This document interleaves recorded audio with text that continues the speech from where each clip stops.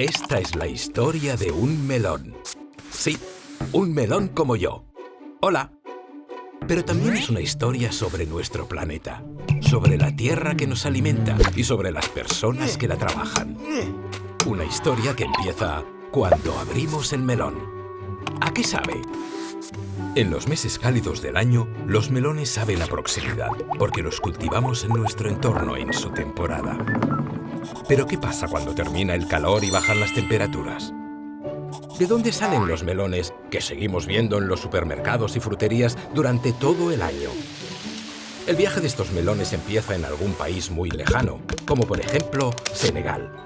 Allí grandes empresas agrícolas cultivan enormes extensiones de tierra para cosechar melones sin parar. Hacerlos crecer deja una huella muy profunda en el territorio. ¿Sabéis por qué? Ahora os lo cuento. Primero porque transforman el paisaje. Donde había pequeñas huertas familiares, ahora solo se ven tractores y filas de melones. Segundo, porque gastan agua sin límite, a pesar de que en Senegal el agua es un recurso escaso y valioso. Y tercero, porque contaminan muchísimo. Usan químicos que dañan la tierra, plásticos que ensucian los ecosistemas y humos que empeoran el aire. ¿Os imagináis cuántos camiones, barcos y aviones se necesitarán para transportarlos a miles de kilómetros? ¡Cuánto humo!, ¿no? Con esta receta poco sostenible, los melones crecen. Pero no todos lo hacen de la misma forma.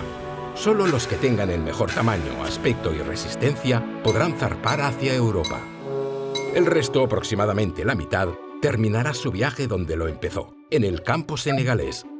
Allí, después de todo el gasto de agua, la contaminación y el trabajo tan duro, un melón de cada dos se dejará pudrir sin que nadie lo aproveche. Pero todavía os puedo contar más sobre esta primera etapa de su viaje. Las grandes industrias de alimentos pagan salarios muy bajos a las personas que trabajan.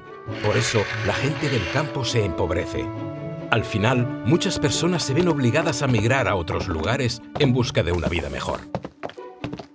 Cuando nuestro melón abandona Senegal para venir a Europa, deja atrás un país al que se le han quitado sus recursos naturales, se ha explotado su tierra y se ha empobrecido a sus habitantes.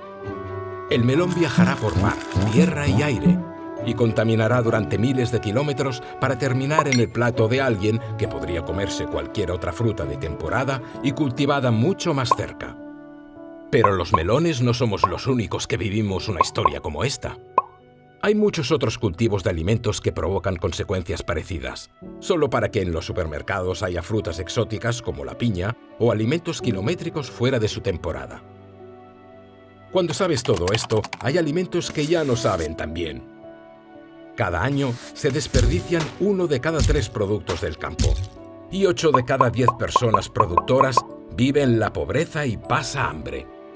El deseo de querer comer de todo durante todo el año genera grandes injusticias en todo el mundo. La buena noticia es que tenemos la solución. Aquí mismo, en nuestra casa y en nuestro comedor escolar, podemos consumir alimentos de proximidad, de temporada, y que respeten el medio ambiente y los derechos de las personas que los cultivan.